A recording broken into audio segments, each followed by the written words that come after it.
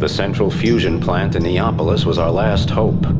After my wings and I fiddled around at the control centers of the gravity core, I took a moment to get my head together. At the central plant, the fusion reaction transforming heavy hydrogen into helium wasn't triggered by laser, but by a form of plasma or condensate derived from artificial black holes smaller in size than atomic nuclei. If we upset the balance between the fusion energy and gravity, there would be a supernova that would end our squid problems in one shot. The scientists of Machina Antarctica said that heat and gravity were essential for replicating the silicon molecules that formed parts of the squid's bodies. As a result, the monsters were always instinctively looking for energy centers to help replenish their cells. Everything went like clockwork. In a moment, the dark night of Aqua would become as bright as a sun. We knew of the sun only from physics lessons and films in school, and old tales told 1,000 times. But everyone talked of its power. None had ever seen it, but everyone talked of it. This sun was a star of hell and message from another world. I stared into it as the gravity kernel of the power plant imploded into a neutron ball and sank to the center of the Earth.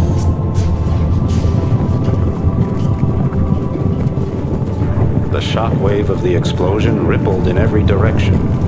Gilmore later told me that parts of the power plant left the ocean, the atmosphere, and the gravity of Earth, and were now in orbit like the mischievous satellite that had been activated by brain fire.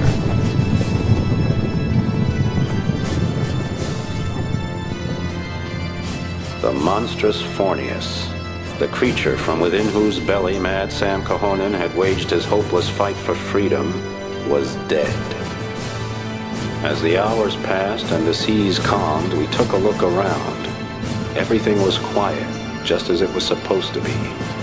The deep ocean was silent. DeGrange, Pico, and Harper drove their bad memories away in Brewmeister's dive, while Shaka, Gilmore, and I kept watch on the scene of devastation. Everything around me was calm, but my emotions were still simmering over a low flame.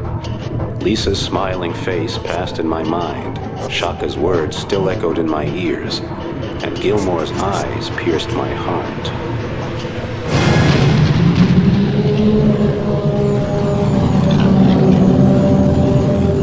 Apparently, there wasn't enough room in hell for Mad Sam and his malicious host.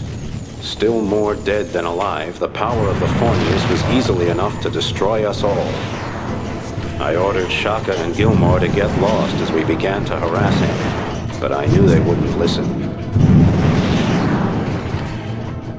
Just when we were about to bite the sediment, all of our instruments died, as if to spite us. Then a shadow pressed out of the gloom, and I recognized it. A shadow I had often encountered before. EMP. It flashed across my mind like a razor.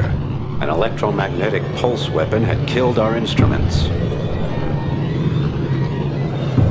I saw the Bion shadow melding into the body and soul of the mightiest of the old ones.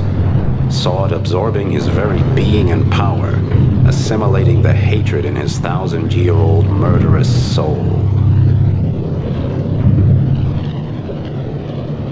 I could see that the Bion ship in front of me was not a scrap heap. That meant that the Bions back at their stronghold, the Servion, hadn't been annihilated, and they were already regaining their strength. Charlotte Gilmore and Shaka became great friends and whispered together for days about me. Nothing could protect me from two women of their caliber. Whenever I saw them, they would glance at each other, then grin like schoolgirls. It was a curse I would just have to bear.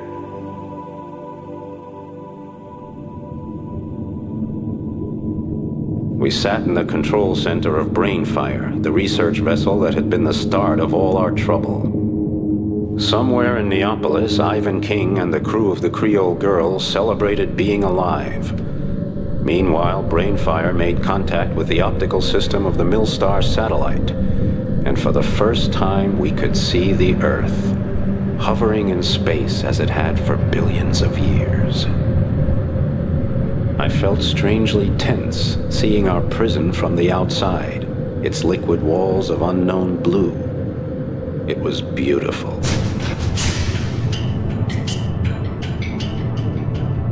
Weird, something metallic caught my eye, and with a word the camera zoomed in. Structures, and something recognizable in silvery gray. The camera moved in tighter and I could make out small flashing lines along the coast. What the hell was it? The satellite moved on to the south. Clouds still remained from the huge explosion 5 years ago when the stronghold, the Survian, had been destroyed. Zoom in.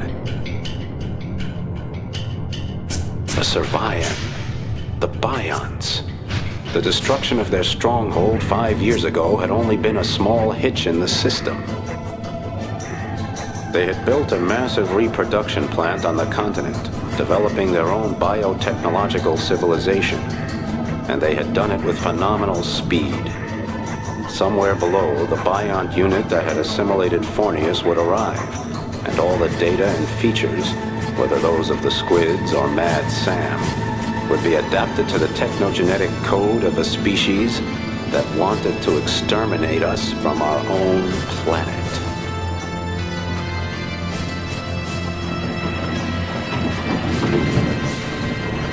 The clouds closed in, impenetrable. Nobody said a word. Someone swallowed hard.